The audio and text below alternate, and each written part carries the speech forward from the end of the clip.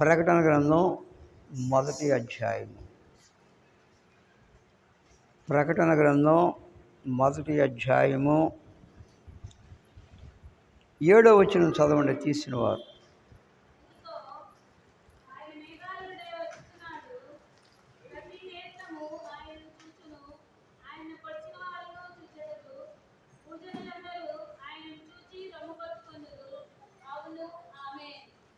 ప్రార్థన చేసుకుందాం.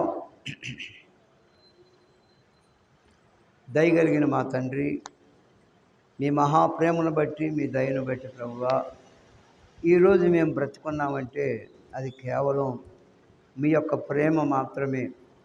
ఈ సమయంలో నీ మందిర ఆవరణలోనికి వచ్చినటువంటి ప్రభువా బిడ్డలను బట్టి వందనాలు, స్తోత్రాలు ప్రభువా. ఇంకా రావాల్సినటువంటి బిడ్డలు త్వరపడి రావడానికి సహాయం చేయండి. చదవబడినటువంటి వాక్య భాగాన్ని మీరు జీవించండి ప్రభువా. అయ్యా, ఎన్నిక లేని వాడను ప్రభువా, ఏ మంచి నాలో లేదు ప్రభువా.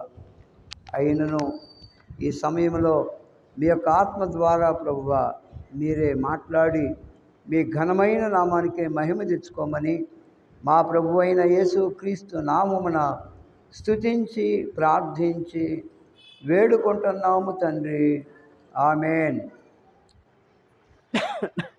చూడండి, మనం చదువుకున్నటువంటి వాక్య భాగము యోహాను రాసినటువంటి ప్రకటన గ్రంథం మొదటి అధ్యాయము 7వ వచనం. ఇదిగో ఆయన మేఘారూఢుడై వచ్చుస్తున్నాడు, ప్రతి నేత్రము ఆయనను చూచును, ఆయనను పొడిచిన వారును చూచెదరు, భూజనులందరూ ఆయనను చూచి రొమ్ము కొట్టుకొందరు, అవును ఆమేన్. చూడండి, ప్రభు అయిన యేసుక్రీస్తు వారు మేఘారూఢుడై వచ్చుస్తున్నాడు. ఆయన రాకడి దినాల్లో మనం బ్రతుకుతున్నాం.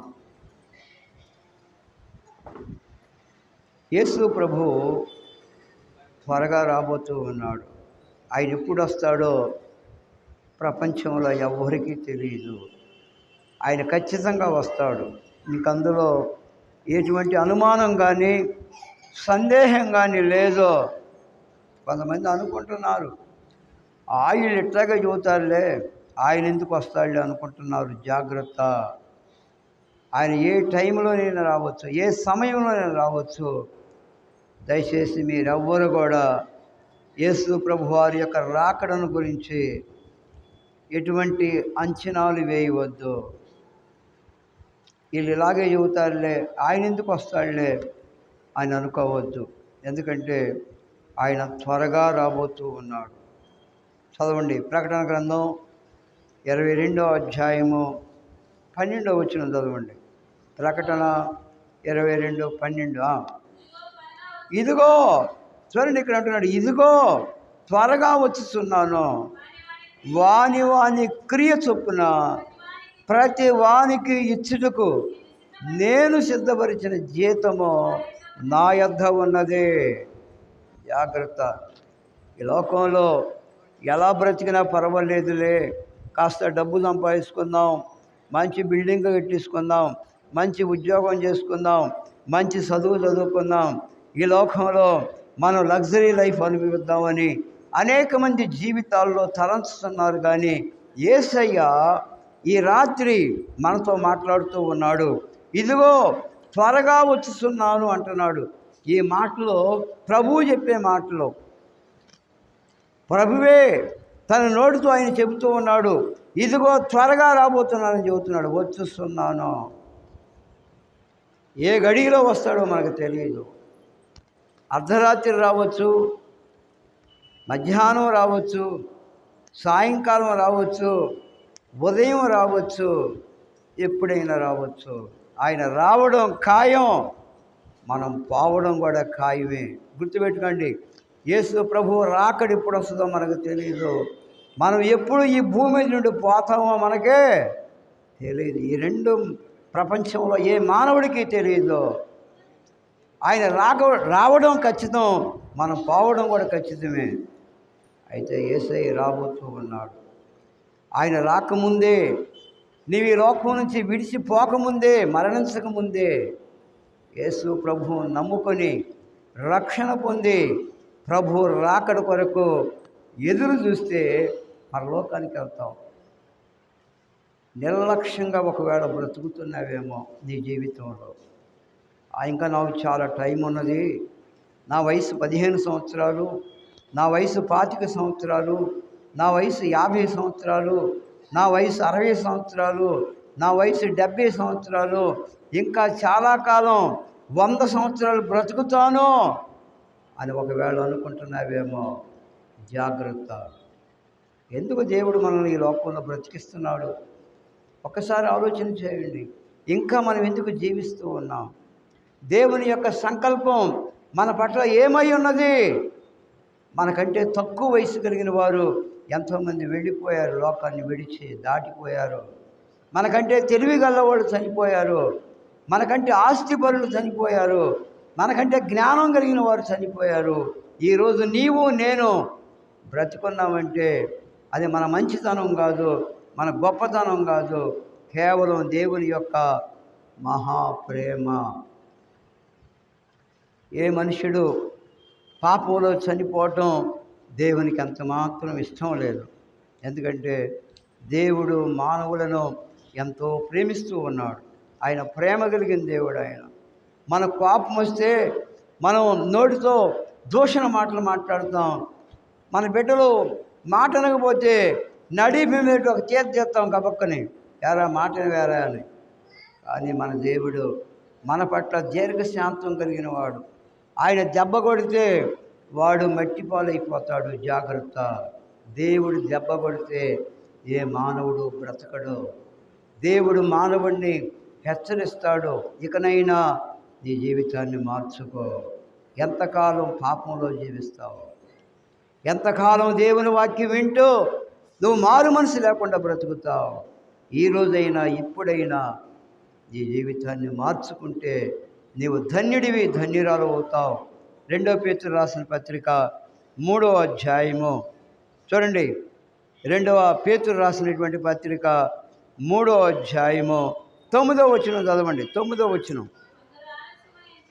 కొందరు అందరు కాదు, కొందరు ఆలస్యమని ఎంచుకున్నట్లు ప్రభు తన వాగ్దానమును గూర్చి ఆలస్యం చేయువాడు కాడు, కానీ ఎవడనో నశింపవలని ఇచ్చయింపక అందరూ మారు మనసు పొందాలని కోరుచు మీ ఎడల దీర్ఘశాంతము గలవాడై ఉన్నాడు. చూడండి, అందరూ మారు మనసు పొందాలి.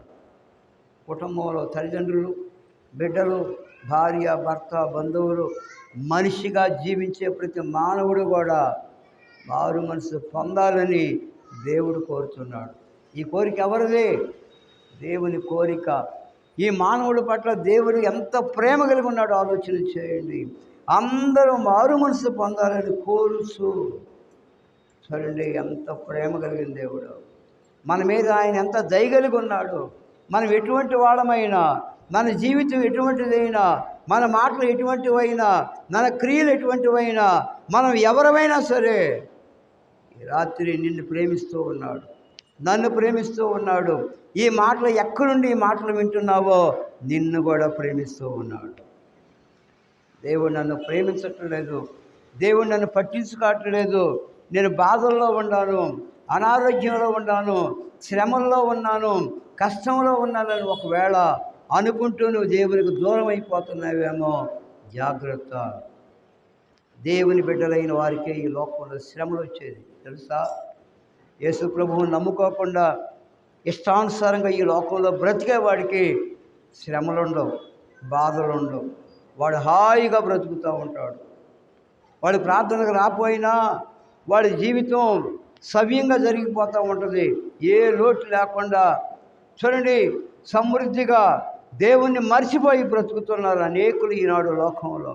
కడుపు నిండితే దేవుణ్ణి మర్చిపోతారు, కడుపు గాలితే దేవుణ్ణి దూషిస్తారు. జాగ్రత్త. నీ జీవితంలో ఈ రాత్రి అయినా నువ్వు మారు మనసు పొందితే నీవు ధన్యుడివి, ధన్యురాలు అవుతావు. ఏమంటున్నాడు? అందరూ మారు మనసు పొందాలని కోరుచు.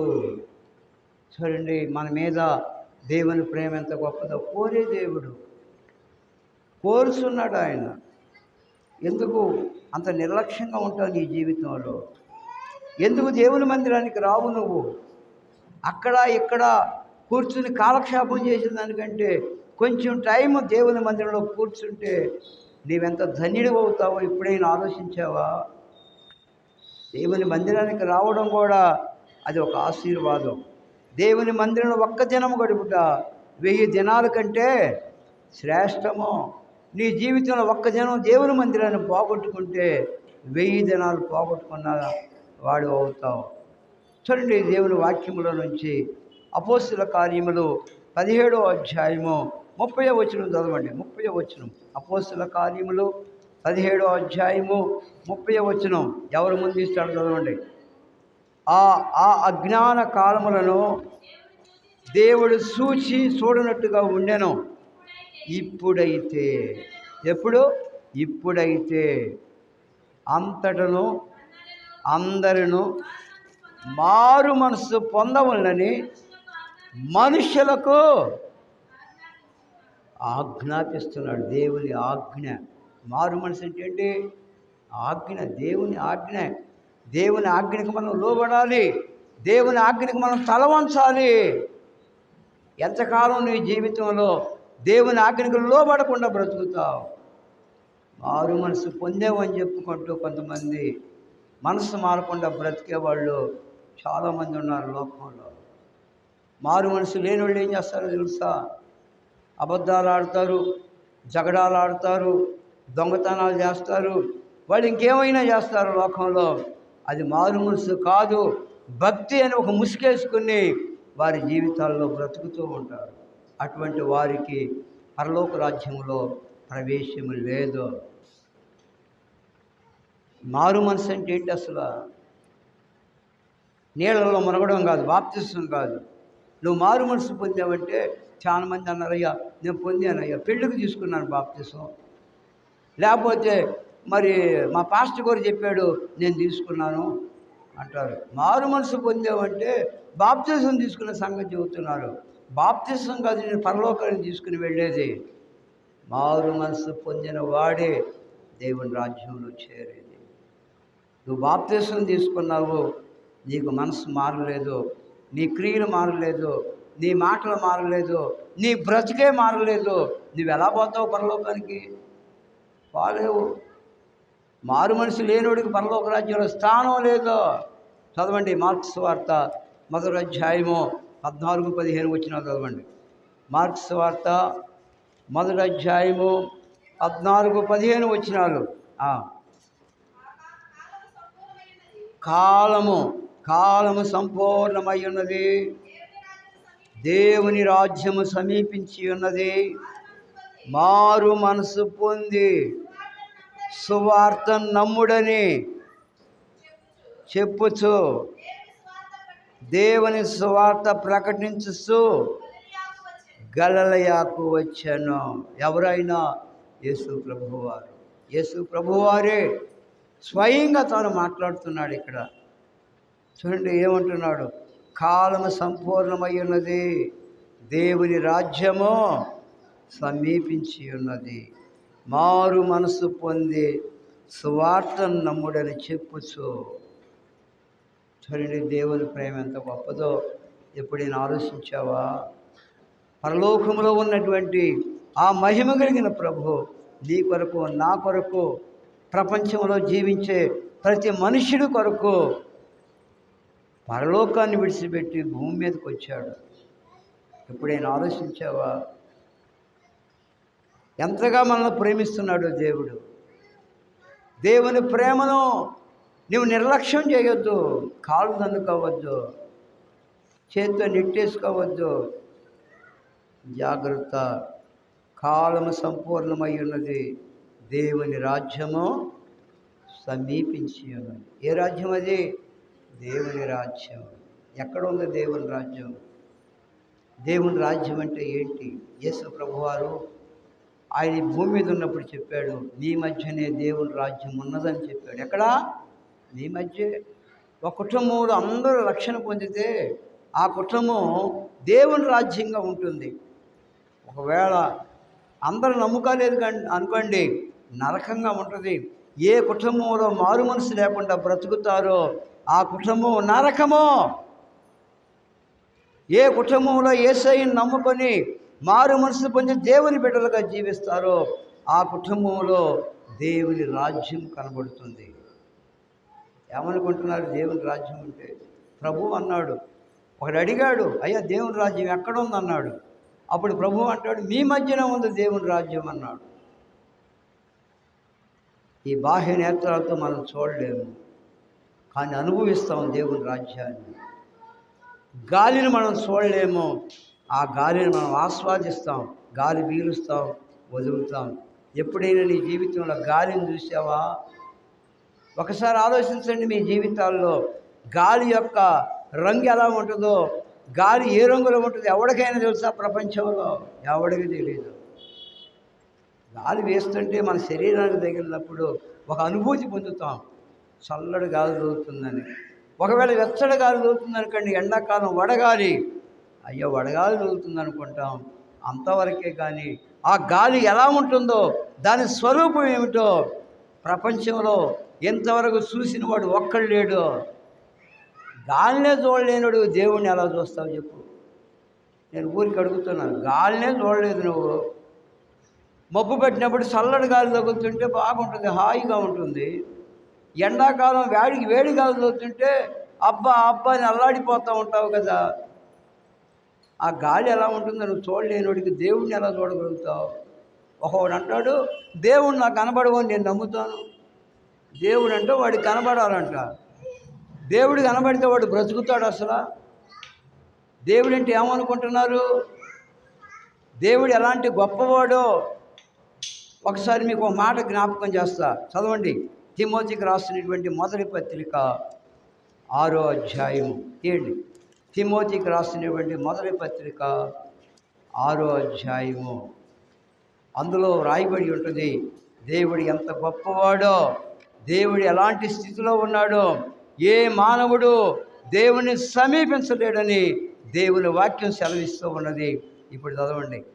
తిమోతికి రాసిన మొదటి పత్రిక 6వ అధ్యాయము 16వ వచనం చదవండి. 16వ వచనం. సమీపింపరాని తేజస్సులో ఆయన మాత్రమే వసించు. చూడండి, అమరత్వం గలవాడై ఉన్నాడు. మనుషులలో ఎవడనో ఆయన చూడలేదు, ఎవడనో చూడనేరడు. ఆయనకు ఘనతయు శాశ్వతమైన ప్రభావము కలిగి ఉన్నది, కలిగి ఉండును గాక.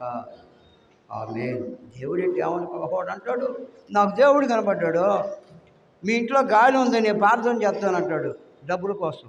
ఉండారు అలాంటి భక్తులు కూడా ఉన్నారు, సేవకులు ఉన్నారు, పాస్టర్లు ఉన్నారు. అయ్యా రాత్రే దేవుడు నాతో మాట్లాడాడు, కానీ మీ ఇంట్లో ఏదో ఉంది, నేను ప్రార్థన చేస్తే పోద్ది అంటారు. ఒట్టిదే మాయ మాటలు చెప్పేవాళ్ళు ఉన్నారు కొంతమంది. మాయ మాటలు నమ్మవాకండి. దేవుడు ఇక్కడ దేవుని వాక్యం ఏమని సెలవిస్తుందంటే, సమీపింపరాని తేజస్సులో ఆయన మాత్రమే వసించు. ఏ మనుష్యుడు కూడా దేవుని సమీపించలేడు. దేవుని సమీపిస్తే వాడు నల్లి మారిపోయినట్టు మారిపోతాడు. ఆ వెలుగుకి, ఆ ప్రభావానికి. ఏమనుకుంటున్నారు? కొంతమంది మాయ మాటలు చెప్పేవాడు బయలుదేరారు. కొంతమంది భక్తులు మనుషులను మోసం చేసి డబ్బు సంపాదించుకోవడానికి ఇంటింటికి తిరిగి ప్రార్థన చేస్తాం, డబ్బులు ఇవ్వండి అనేవాళ్ళు ఉన్నారు ఈనాడు మన దేశంలో. జాగ్రత్త, ఏ మనుషుడు ఇంత మట్టుకు దేవుడిని చూడలేదు. ఇక్కడ ఒక మాట చూడండి, మనుషులలో ఎవడనో ఆయన చూడలేదు. చూసిన వాళ్ళు ఉంటారా? కొంతమంది అంటారు, నేను చూశానయ్యా, నిన్ను గురించి చెప్పాడు నాకు దేవుడు అంటాడు. ఒట్టిదే మాయ మాటలు. మరే ఒక ఐదేలే నిన్ను అడగమన్నాడు అయ్యి దేవుడు. ఉంటారు అలాంటి వాళ్ళు కూడా ఉన్నారు. డబ్బుల కోసం అబద్ధాలు చెప్పి తీసుకునేవాడు ఉంటారు. నిజమే అనుకుంటారు, ఒట్టిదే. ఇక్కడ అంటున్నాడు ఎవడనో, చాలా కఠినమైన మాట ఈ మాట. ఎవడనో చూడనేరడు. ఎవడు కూడా చూడలేడు దేవుణ్ణి. దేవుడిని చూస్తే వాడు అప్పుడే ఆ క్షణంలోనే వాడు చచ్చిపోతాడు. ఎవడునో చూడనేరడు. ఆయనకు ఘనత శాశ్వతమైన ప్రభావము కలిగి ఉండును గాక. ఆయనను జాగ్రత్త. ఏ మనుషుడు దేవుణ్ణి చూడలేడు. చూచి నమ్మిన వారి కంటే చూడక నమ్మిన వారు ధన్యులు అని ప్రభువు చెప్పాడు ఈ మాట. యేసు ప్రభువారు ఆయన సమాధిలో నుండి తిరిగి లేచిన తర్వాత ఇస్కరియోతు యోధ ఉరిదీసుకు చచ్చిపోయాడు. అయ్యో, నేను నీతిమంతుడిని ముద్దు పెట్టి మరణానికి అప్పగించానని శిష్యుల్లో ఒక శిష్యుడు. అయితే తోమ అనే ఒక శిష్యుడు అంటాడు, నేను ఆయన చూచాగా నేను నమ్మను అంటున్నాడు. ఇప్పుడు కూడా ఉండాలి చాలామంది అసూటోళ్ళు. నేను చూచా నమ్ముతాను, అయ్యా దేవుడు నాకు కనబడమను. ఒకరోజు వాళ్ళందరూ శిష్యులు వాళ్ళందరూ కూడా ఏం చేశారంటే ఒక ఇంట్లో ఉన్నారు. ఇంట్లో ఉంటే యేసు ప్రభు అకస్మాత్తుగా అనుకోని రీతిగా వారి మధ్య ప్రత్యక్షమయ్యాడు. చదవండి, యోహాను సువార్త 20వ అధ్యాయము 19వ వచనం చదవండి. 19వ వచనం. ఆదివారం సాయంకాలమున శిష్యులు యూదులకు భయపడి తాము కూడి ఉన్న ఇంటి తలుపులు మూసుకొని ఉండగా యేసు వచ్చి మధ్యను నిలిచి, మీకు సమాధానము కలుగును గాక అని వారితో చెప్పాను. వాళ్ళు భయంతో తలుపులు మూసుకొని ఉన్నారు. తలుపులన్నీ మూసేశారు. యేసయ్య ఆ ఇంట్లోనికి వచ్చాడు. ఎలా వచ్చాడు చెప్పండి? మనం తలుపులు వేసుకుని ఇంట్లో ఉండమనుకోండి, ఎవరైనా మన ఇంట్లోకి వస్తారా? ఒకవేళ మందిరం తలుపులన్నీ వేసామనుకోండి, బయట నుండి వచ్చేవాళ్ళు ఏం చేయాలి? తలుపు కొట్టాలి. అయ్యా తలుపు చేయ్యా, నేను కూడా మందిరానికి వస్తానంటే తలుపు చేస్తాం. కానీ ఇక్కడ శిష్యులు భయపడ్డారు. భయపడి యూదులకి వాళ్ళు తలుపు మూసుకొని లోన ఉన్నారు. యేసయ్య వాళ్ళ మధ్య ప్రత్యక్షమయ్యాడు. భయపడకూడి. ఏమంటున్నాడు ప్రభు వారితో? భయపడకూడి. వాళ్ళు అనుకున్నారు ఏదో భూతమో చేయమనుకుని ఉంటారు. ఎందుకంటే అకస్మాత్తుగా వారి మధ్యకు వచ్చినప్పుడు వాళ్ళు భయపడ్డారు. ఎవరా ఏందని. అప్పుడు ప్రభు వాళ్ళని ధైర్యపరుస్తున్నాడు. ఏమంటున్నాడు? భయపడకూడి, భయపడకూడి. ఈనాడు కూడా లోకంలో అనేక మంది భయంతో బ్రతుకుతున్నారు. మరణం అంటే భయం, రేపేం జరిగిద్దో భయం, ప్రయాణాలు చేసేటప్పుడు భయం, ఏ యాక్సిడెంట్ జరిగి చచ్చిపోతానేమోనని, ఏ రోగం వచ్చి చచ్చిపోతానో, రకరకాల భయాలతో ఈనాడు మానవుడు బ్రతుకుతున్నాడు. భయం లేనివాడు ఒక్క ప్రభువుని నమ్మినటువంటి దేవుని బిడ్డే భయం లేకుండా బ్రతుకుతాడు. తెలుసా మీకు ఆ సంగతి? దేవుని నమ్మినవాడికి భయం లేదు. మరణం అంటే దేవుని నమ్మని వాడికే భయం. వాడు చస్తే నరకానికి వెళ్ళిపోతాడు. మారు మనసు లేకుండా వాడు మరణిస్తే నరకానికి పోతాడు, అగ్నిగుండంలోకి వెళ్ళిపోతాడు. యేసయ్యను నమ్ముకొని నిజమైన మారు మనసు పొంది ఏ మనుషుడైతే ఈ భూమి మీద బ్రతుకుతున్నాడో ఆ మనుషుడికి మరణం అంటే భయం లేదో మరణాన్ని ఆహ్వానిస్తాడు. ఎప్పుడు మరణిస్తానా, ఎప్పుడు పరలోకానికి వెళ్తానా అనే ధైర్యంతో జీవిస్తాడు దేవుని బిడ్డలు. పౌలు ఏమన్నాడు? నా మటుకైతే బ్రతుకుడు క్రీస్తే, సావైతే లాభం. ఈనాడు సావు అంటే చాలామంది భయపడుతున్నారు. ధనవంతుడికి భయమే, పేదోడికి భయమే, వాడు ఉద్యోగస్తుడికి భయమే, నిరుద్యోగికి భయమే. వాడు ఎవరైనా కానీ ఈ భూమి మీద మరణం అంటే భయంతో బ్రతుకుతున్నారు. మరణ భయం అనే దాస్యానికి లోబడ్డాడు మానవుడు. చూడండి, మన భయాలన్నిటి నుండి కూడా ప్రభు మనల్ని విడిపిస్తాడు. ఈ నెలలో జరిగిన సంఘటన అందరికీ తెలుసు. పగడాల ప్రవీణు చనిపోయినప్పుడు ప్రపంచం కదిలిపోయింది. ఏమిటి? ఒక నిజమైన దేవుని బిడ్డకి ఎలా జరిగిందని ఎంతోమంది కన్నీరు గార్చారు, ఎంతోమంది ప్రలాపించారు, ఏడ్చారు. చాలా జ్ఞానం కలిగిన వాడు ప్రవీణ్. ఏ మనిషి కూడా ప్రవీణ్తో మాట్లాడటానికి ముందుకు రాలేడు. వారు ఎవరైనా సరే అంత జ్ఞానం కలిగినటువంటి వాడు. అందుకని వాళ్ళు ముందుగానే ఫోన్ చేసి చెబుతున్నారు, అయ్యా నువ్వు బయటకు వస్తే నేను చంపేస్తాం, నువ్వు డిబేట్లు పెడితే చంపేస్తామని. వాళ్ళు ఎన్ని అన్నా కానీ ఎవడనే లెక్క చేయలేదు. ఉంటే ప్రభువు కోసం బ్రతుకుతాను, పోతే పరలోకానికి పోతాను. అది విశ్వాసం అంటే, అది మారు మనసు అంటే. రోజులు గడిచిపోతున్నాయి. ఎప్పటి నుండో వాళ్ళు వార్నింగ్ ఇస్తున్నారు, జాగ్రత్త, నువ్వు బయటకు వచ్చావా నీ పని అయిపోయినట్టే అన్నారు.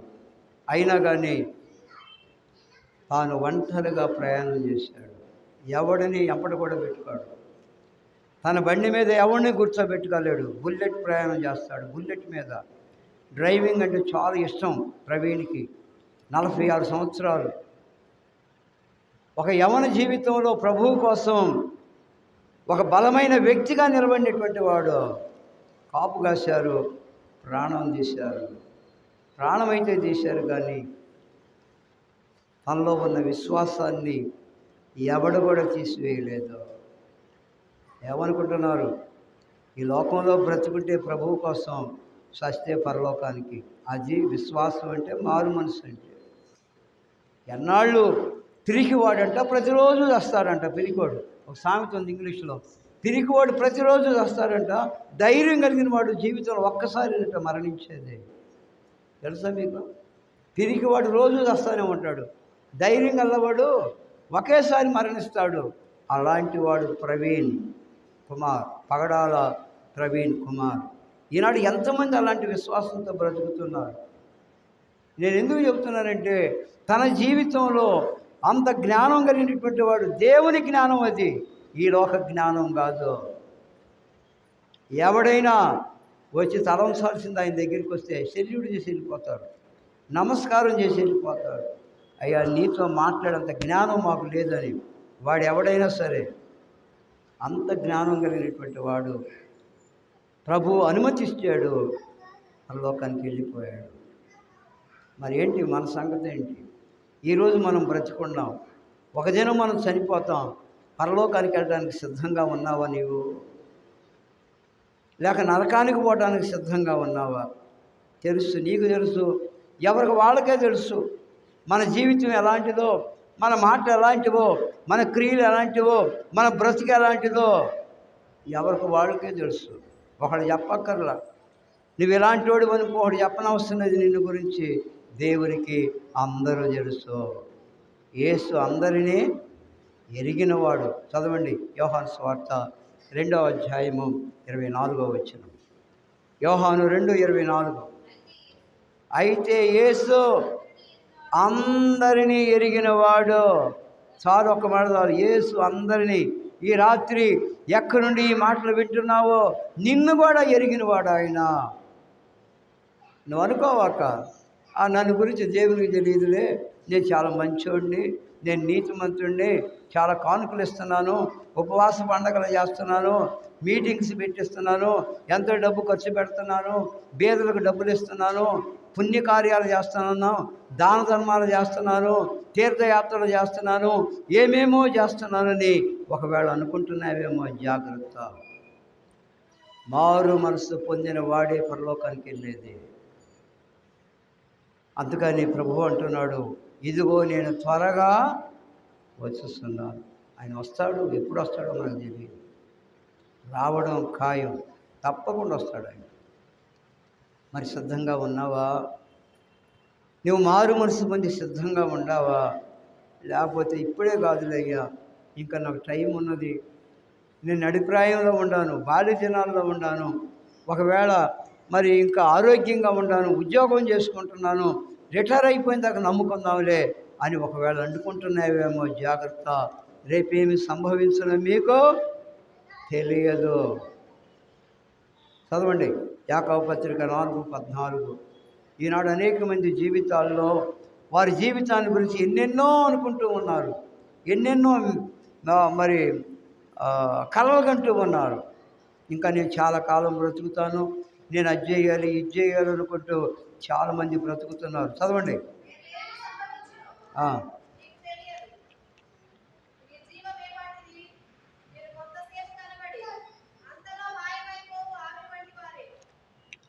చూడండి, రేపేమి సంభవించునో మీకు తెలియదు. తెలిసిన వాళ్ళు ఉంటే చెప్పండి ఎవరైనా. ఎవరు చెప్పలేరు. అయ్యా రేపేం జరిగిద్దని ఎవరిని అడిగామనుకోండి, ఏమో నాకేం తెలుసు అంటారు. అవునా కదా? ఎవరికీ తెలీదు రేపేం జరిగిద్దో, ఎవరికి తెలియదు.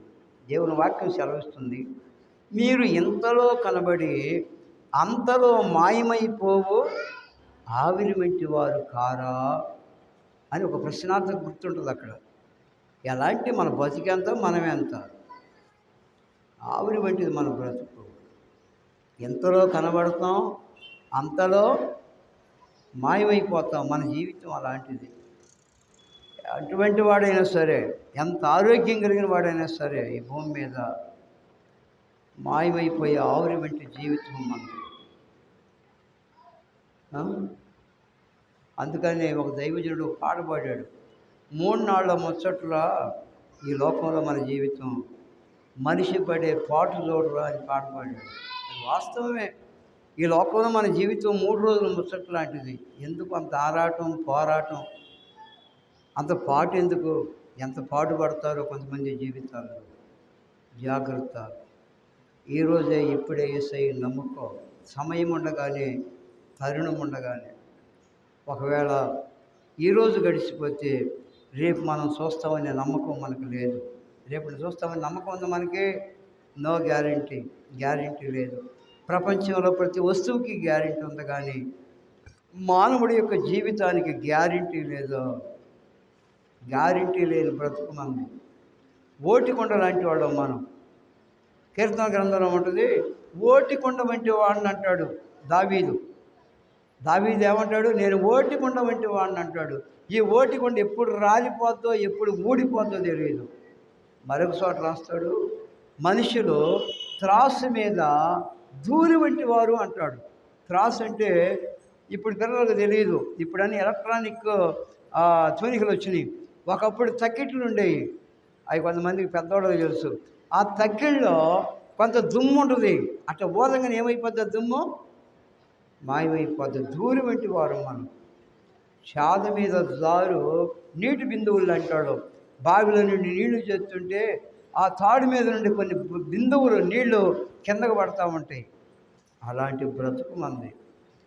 ఎందుకు ఇంత మారు మనసు లేకుండా ఇష్టానుసారంగా ఒకవేళ బ్రతుకుతున్నావేమో, దేవునికి వ్యతిరేకంగా, దేవుని మాట వినకుండా, మారు మనసు పొందకుండా నీ ఇష్టానుసారంగా నీవు జీవిస్తూ ఉన్నట్లయితే నీ కొరకు శిక్ష ఉన్నది.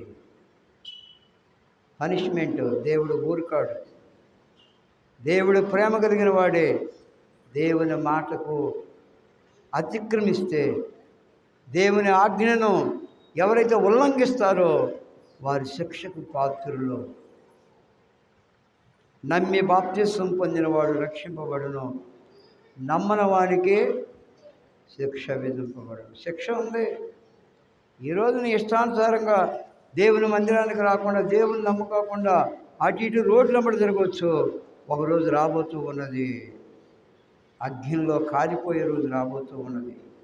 ఆరని అగ్ని, తేరని బాధ. అప్పుడు ఎవడు నిన్ను కాపాడలేడు.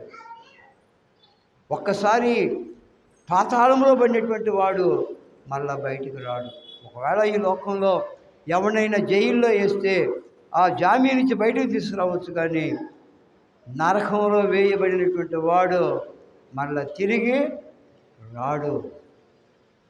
యుగాలు అగ్ని ఆరదు, పొరుగు సావదు.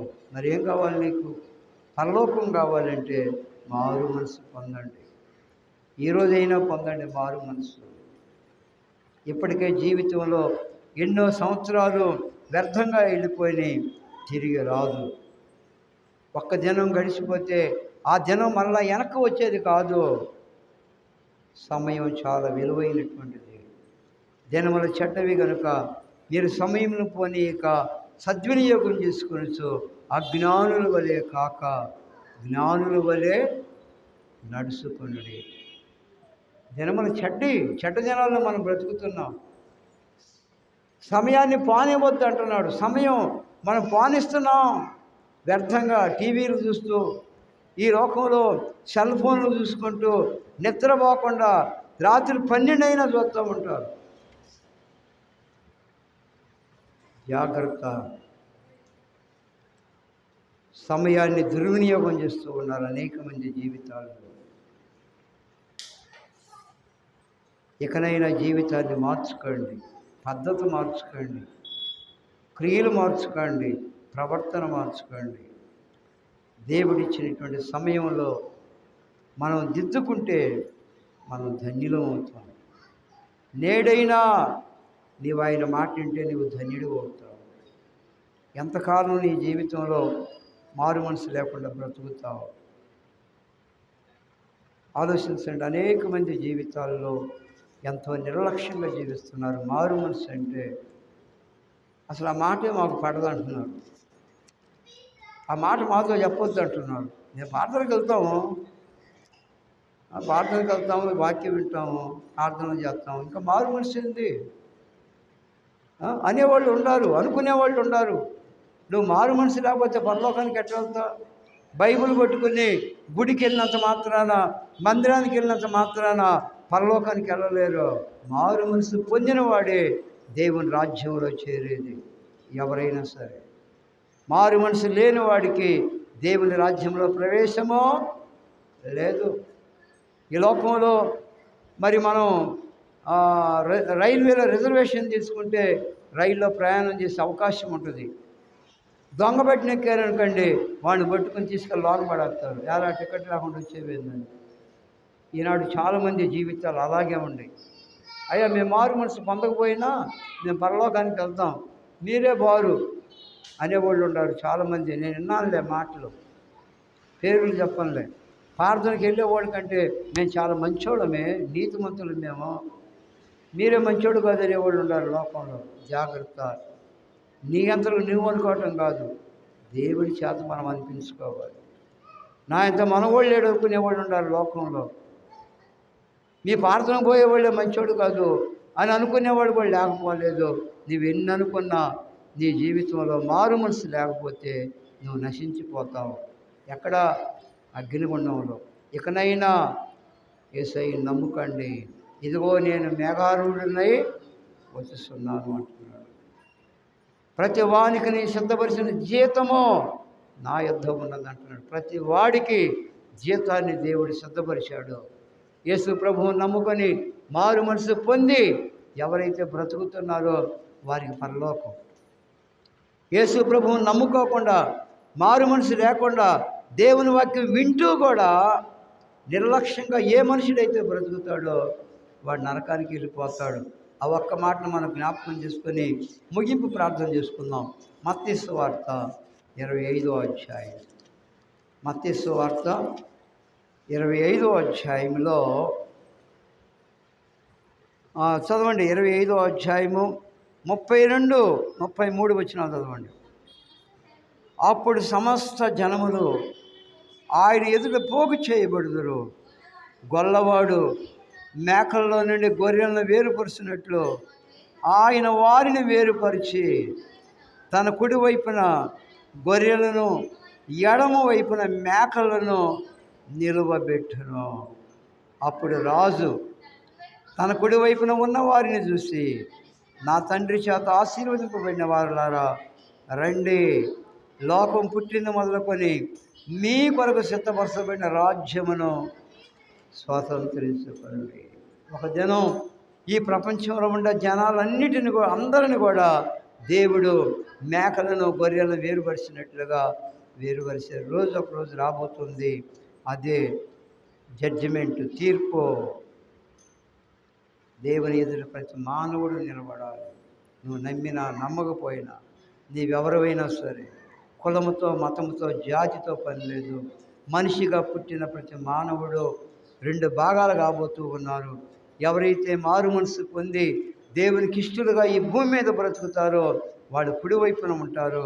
ఎవరైతే మారు మనసు పొందేమనుకుంటూ తమను తాము మోసం చేసుకుంటూ బ్రతికేవాళ్ళు, అసలు మారు మనసు లేకుండా పాపంలో జీవించేవాళ్ళు, వాళ్ళు ఎవరైనా సరే వాళ్ళు ఎడమవైపున నిలబడతారు.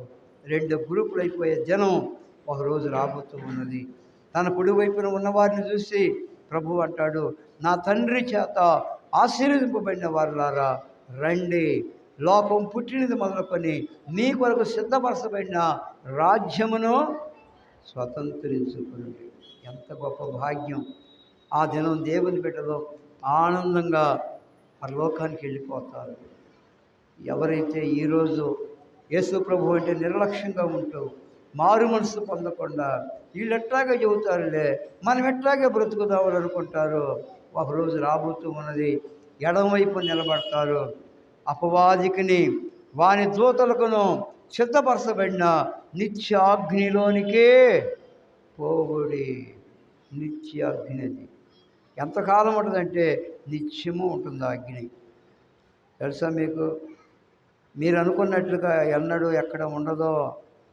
10 మంది అనుకుంటున్నారు ఏముందని చాలా సింపుల్గా ఆలోచిస్తున్నారు. దయచేసి మీరు ఈ రాత్రి సీరియస్గా ఆలోచించండి.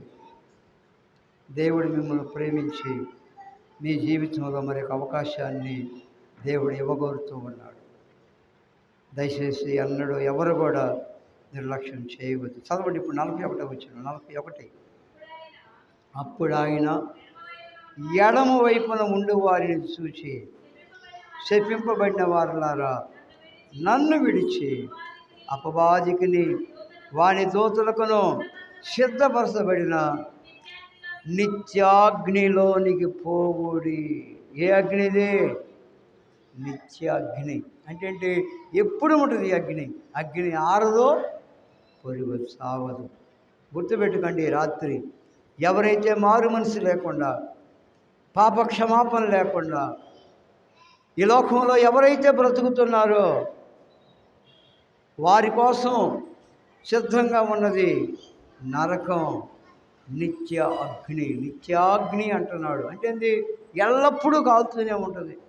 మనం పొయ్యి ముట్టిస్తే ఆ పేళ్ళు ఉన్నంతసేపే మండేది, అది పేళ్ళు అయిపోయిన తర్వాత ఆరిపోద్ది. అలాంటిది కాదు ఈ అగ్ని. ఎప్పుడు యుగ యుగాలు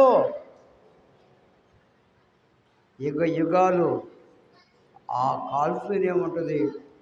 మానవుని యొక్క ఆత్మ అందులో కాలుతూనే ఉంటుంది.